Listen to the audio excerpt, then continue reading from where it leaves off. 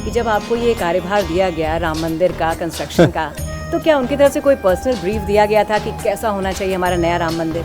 तो मुझे पहला संकेत गृह मंत्री जी के कार्यालय से आया था। मैंने 2-3 दिन पहले ऐसे ही, वो शायद दैविक होगा, कुछ चर्चा जरूर कर दी थी पीएमओ में बहुत वरिष्ठ स्तर पे कि भाई आप मुझको कुछ देना चाहते हो। तो मेरे मन में उस समय कुछ गवर्नरशिप वगैरह की बात चल रही थी। अपनी कमजोरी मैं बताऊंगा, लेकिन यह भी मैंने कहा उसके साथ कि और नहीं तो आप निर्माण समिति का, ये सुप्रीम कोर्ट का निर्णय आया है, उसका अध्यक्ष बना दीजिए। तो इस प्रकार से मैं यहाँ हूँ और अध्यक्ष बन के आया हूँ। जी ने खुद आपको इसके लिए चुना है। प्रधानमंत्री जी ने उस समय तो नहीं कहा। उन्होंने यह जानकारी गृह मंत्री से पूछी थी कि ये नृपेंद्र कुछ ऐसा संदेश भिजवा रहे हैं कि वो कार्य लेना चाहते हैं, पूछिए वो क्या करेंगे इस कार्य को। तब फिर गृह मंत्री जी ने फोन किया था। उसके लगभग 1 माह बाद उन्होंने मुझे साक्षात्कार, मुझे जाने का अवसर मिला, टाइम मिला। तब उन्होंने ये पूछा था कि इसके आयाम क्या हैं, आपका कॉन्सेप्ट क्या है। उसमें उन्होंने 2-3 बातें कही थी।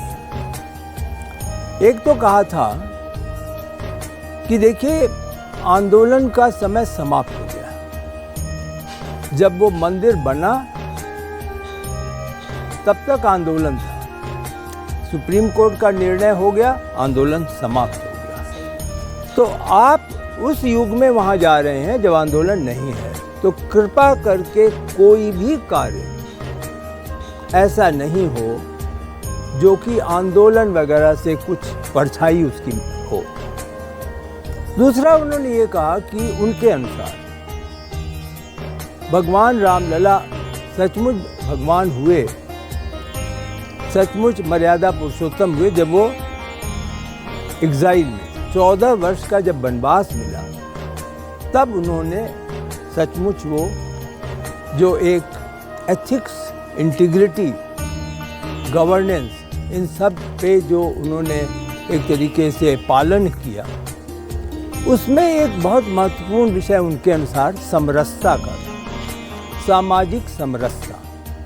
इसलिए उनकी यह इच्छा थी प्रधानमंत्री जी की कि यहाँ पर राम के अलावा यहाँ 7 मंदिर और बने, जो बनेंगे, जिसमें महर्षि वाल्मीकि हों, जिसमें वशिष्ठ हों, जिसमें अहिल्या हों, जिसमें निषाद हों, जिसमें सबरी हों। तो इस प्रकार 7 लोगों के मंदिर यहाँ बनाए जाएंगे।